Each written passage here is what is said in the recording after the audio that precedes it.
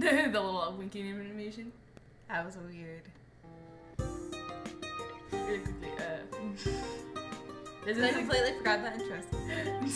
Yeah, also you didn't intro. Alright, I can do this. I got this. I got the power. But I power Chris called. No, okay, so Alright. I'm sorry. Dog. This is a romance about a girl with cyclopia. I mean, it doesn't address. She has one eye. Yeah. She's It doesn't a directly say cyclops. she has cyclopia. And it doesn't explain why she has one eye. But I'm assuming it has to do with the actual disease, cyclopia, where people are born with one eye. She's a cyclops. That's all we need to know. Yes. It's romance. And we don't actually have any options to choose or anything like that, right? No, it's just a story. Pure reading. Pure reading. Fuck. There's only like 6 characters. 3 each. And I know I'm gonna end up somehow with all the males. There are 2 males in this story. Okay, I'll have 1 female probably. You're looking at me like, don't do that to me again. Okay, let's actually start this thing. Do you want to do descriptions of me? I've been doing descriptions. Okay, I'll do it. Nameless, kill me now! Oh my god! We should switch parts and name this. Oh. Next I'm time. good. Yeah, okay. I'm good. Alright, anyway. Love at first sight. Let's do this. It's early in the morning. This is the path I always take to get to school. I normally have to hurry, but today I'm taking it easy. I thought you said worry for a minute. I was like, good thing I'm not reading it. I had a little extra time to get out of the house, which is kind of unusual. I'm feeling good under the warm morning sunshine and cool morning breeze as I head to school. This is why I never walk. Because it's a pain in the ass. Yes. Don't quote me, please. Do I need to quote? Oh yeah, sometimes during the transition scene too. I'm it's just like, yeah, Dodger was having the same thing. It's like, wait, do I, what? Why is that something happening? It's like, oh, I have to click that thing! But, I'm not in a hurry, but it still doesn't take long to get to school. My house is right next to the school, but it isn't that far away either. So you're somewhere in the middle of far away and not right next, so you're in the middle point. Yes. Which means I'm not exactly there, but I'm close enough I can walk, which means I'm within 2 miles. Okay, I got it. Yes. Yes. Yes. I hated it when we were in the apartments. We were like, 1.9 miles away from school. You gotta walk. Fuck you. It's like, God damn it. Can't you just round upwards? Even I don't leave as early as I did today. I never had to run to get to school on time or anything. That's what I'm thinking as I change into the school slippers. I forget Japanese do that. We're just like, we're gonna walk in our tennis shoes. Woohoo! Not caring. I absentmindedly climbed the stairs, heading to my classroom on the 2nd floor. Class 2-2. I notice I'm doing commentary more now that I'm not talking. Yeah. Because now you're not caring as much about talking up now. I put my hand on the door to open it. And then... Okay, Kylie's here. Go ahead. She said, oh, Maku, good morning. You're here earlier than usual. How unlike you? And it's the typical sailor uniform for girls. Yes. Got it. Yeah. Her loud, ear-splitting voice shakes me out of my morning days. She is that loud. She shakes the earth. And I know you just said I don't want to do all guys, but the next guy I think you're gonna like, he's kind of sarcastic. So you're gonna like voicing it. I like doing sarcastic people. Yes, you do. Good morning, Akane. I see you're getting a head start on being loud and obnoxious today. Was that you? Yeah, that's the main character. Okay. I was like, I don't know. Yeah. Yeah, I think you're like Tommy or something.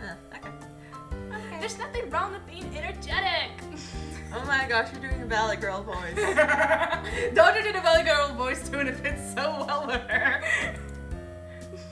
This overly spirited person is Tsunemi Akane. Okay, I have a feeling if I actually met her in real life, I'd want to punch her. Probably. She's always like this, the kind of person who's always going full throttle from the moment she wakes up to the moment she falls asleep. You are the exact opposite of me. I am lazy through the whole day. Unless I'm at work, and then I can't do that. You're not energetic, you're out of control. But I guess that's what I should be expected by now. Morning, Tomo. You know better than her. You know her better than I do, right? Does she have a volume knob? In Tomo's voice. Morning. I've known Akemi for a long time, and I can say for sure that no, she doesn't. This is Ochiya Tomoyori. He's a zombie in contrast to the Akemi's liveliness. I think if that was really me there, that'd probably be exactly true.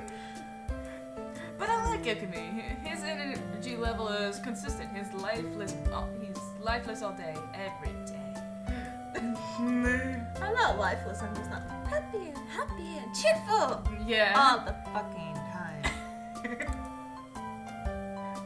Yeah, I've only known her for a little while, but I'm starting to realize that You'll get used to it. Ah-kun, lately you've started treating me as bad as Tomo-kun. Like, that's because you're obnoxious. Sorry, I had to. Is this really how you should be treating someone you've only known for 2 months? If you've been obnoxious for 2 months, then yeah! What? You just don't like her at all. It's like, you're too energetic. Considering how annoying you are, do you really expect me to treat you any differently? Yeah, I've only known these two for about 2 months, though I've gotten pretty close to them in that time. I would not be able to get close to her. I'd be like on the other side of the school. I don't care if I'm missing class. I'm Fukunaga Mamu. I have sometimes Japanese names I have to stumble on it a few times where I'm suddenly like, oh, that's how you pronounce it. For 2 months ago, I had switched to high schools because of my parents' work. Fall's almost over. I transferred to in the middle of the season, and because of that, I was a bit of an oddity among other students. I was really nervous at first, but luckily those two came along and we became friends. That's mean, Tomo-kun! Say something! Well, it seems like you two are getting close. I knew you would like Tomo-kun. Shut up, phone! Yeah, thanks to you. All your fault. God damn it, Tomo-kun. Hey, don't ignore me! But it's so easy! I can say for sure that Tomo's the real reason I'm comfortable here now. You know what? If we had a choice option, he was one of them, I would definitely go for it. And if we were a girl too, and that'd be the only the guy we could date, I was like, yes. He'd probably be the first one I'd go for. This is a dating situation. He's too much like me. He doesn't take care of his appearance, and he's not the warmest person you'll ever meet, but he's pretty smart and ultimately a good guy. I learned how dependable he is pretty quickly. Okay, ignore me is now forbidden. You hear me? No, I can't because you're a fly. And I'm just like, I'm sorry, I would so do that and be that one friend that we're actually pretty good friends, but we were mean. Yeah, all the time. We might be ignoring her, but I guess I owe Akemi as well. No, you don't. The fact that she is so annoyingly loud is her only real flaw. I don't know anyone more inspiring than her. Lately, Akemi's been trying to get me to hang out with her and Tomo all the time. The two of them seem to balance each other out, though it's not a perfect balance by any means. From what I hear, they've been friends since they were kids, though Tomo once told me she's basically just been following me around this whole time. I probably should have read that, but oh well. Yeah.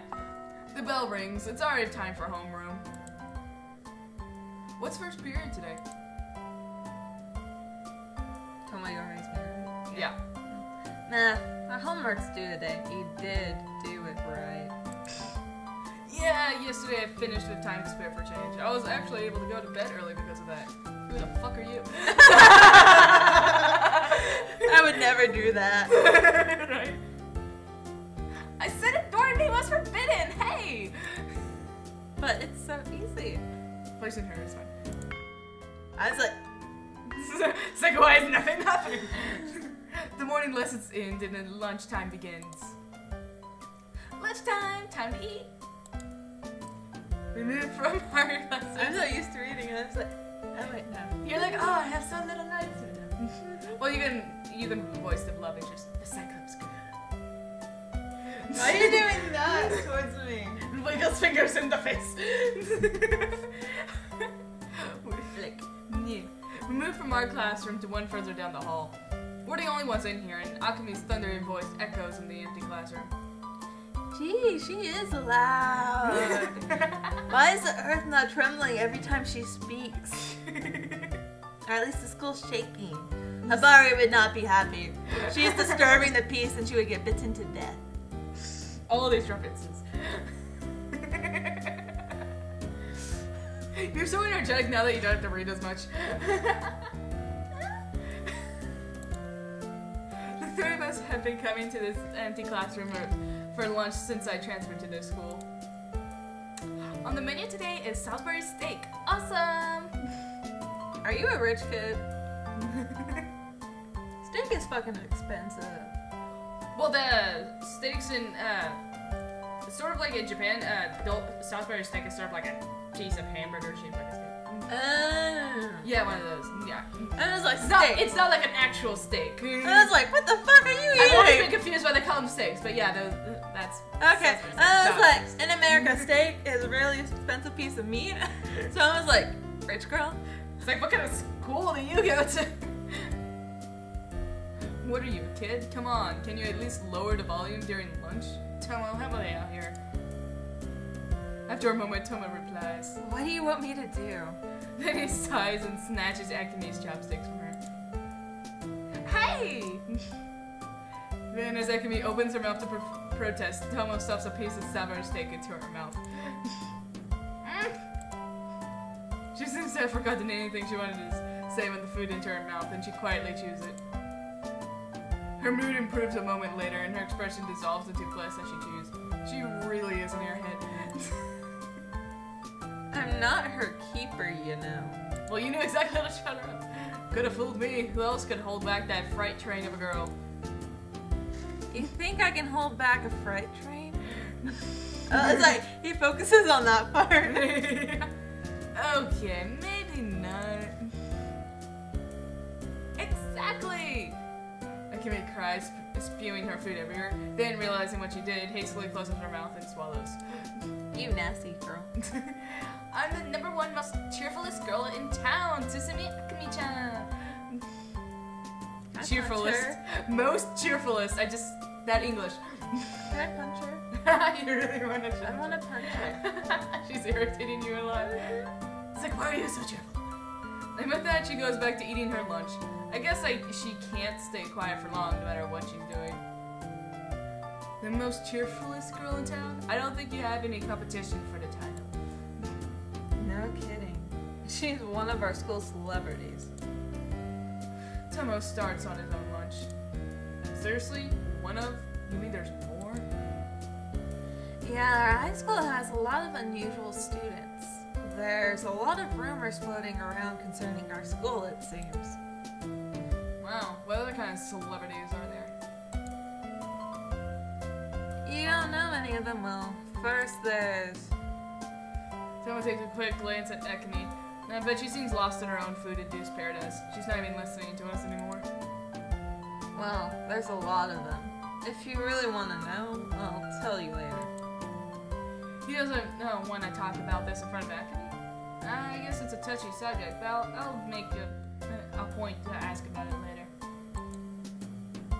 All done! You really eat way too fast. Crap, I barely touched any of my food while we were chatting. I should have started on my lunch while she had her mouth closed. I'm not going to get another chance now. Hey, what are you two talking about? I was recounting the epic saga of how you won your fame. He seemed to be really interested in it, so I wanted him to hear it from the source. Wait, what? You just so screwed him over. He just tossed you under the bus. Really? Sure thing, Makun. Do you want to hear about when I saved the town for the first time with my fantastic powers? I hadn't met Tomo-kun yet, and No, I really don't want to hear about that. Come on, Toma! Cheerleader!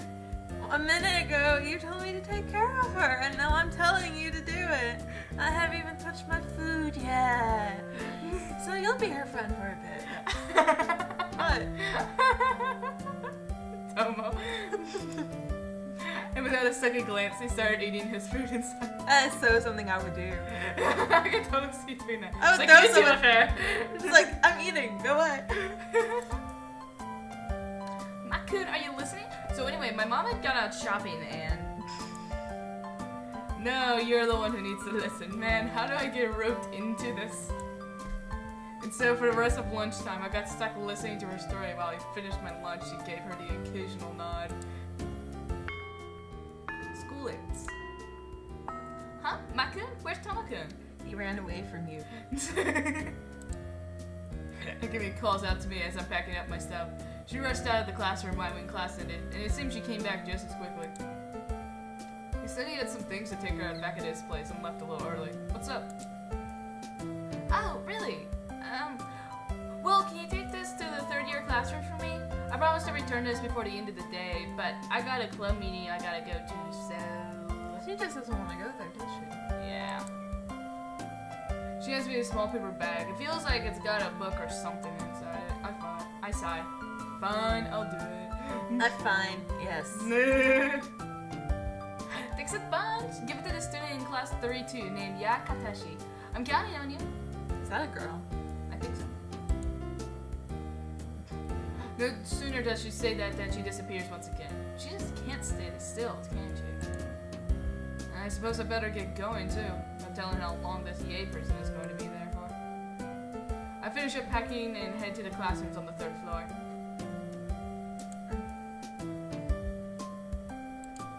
Lickies! I arrive at the 3rd year student's classroom with Akemi's package and look for the person I'm supposed to be delivered to. But some of the other students tell me she's stacked out for a bit. Where's her desk? I'll just put it in there. Right? They say she'll be back soon and I just can wait for her here, but 10 minutes pass and she's still nowhere to be found. Maybe I should have just had one of the other people give it to her and just go home. School's over and most of the students have been at their club activities for a while now. While I'm waiting for in the 3rd year classroom, other students file out, and the school grounds slowly become devoid of life. The noise of daytime activity has all but disappeared. I feel like I'm in detention. I want to go home already. Even after I leave the classroom and turn towards the stairwell. The classroom is on the 2nd floor, so I usually don't spend time up here. The layouts of the 2 floors are pretty much identical, but somehow I feel like this is some alternate dimension. And just as I'm about to descend the stairs, I start to hear what I think are sobs coming from nearby. I figured I was alone and had relaxed because of that, but the sudden sobbing catch me off guard, and I freeze. I hold my breath and strain my ears. It's not my imagination. Someone nearby is crying softly. Hearing someone crying in an empty school building sounds like the beginning of a horror story. Whoa. What am I saying? This isn't a horror story. School might be over, but the sun hasn't even gone down yet. Finding someone else in the building isn't that strange. Well, I say that, but the situation isn't exactly normal either. The sobbing continues. It sounds like it's coming from the next floor up. It's quiet, but reverberates off the narrow stairwell's walls. It's definitely coming from the floor above me, though I didn't realize it until now. But this building only has 3 floors. The only thing above me is the roof, right? School is over. The door to the roof should be locked by now. I can still hear crying, so there's no way it could be coming from there. But if the door is locked, that means the way up there is just a dead end. I can't just walk up there to check and claim I happened to walk by. But before I could think through, my curiosity has me turning around and heading back up the stairs. I climb step by step up the stairs as quietly as I can, though I can't help but make a little noise. As I get closer to the source of the sobbing, I begin to hear it more clearly. There's just one voice, and judging by the sound of it, it's a girl's. It feels like I'm climbing up 10 stories, but it only takes a few seconds, and suddenly I'm almost on the landing. I take the last step and turn towards the source of the crying. In front of me is a girl wearing our school uniform. She's lying against the door to the roof, sobbing. The girl hears me walking towards her and starts shivering as she turns her head towards me.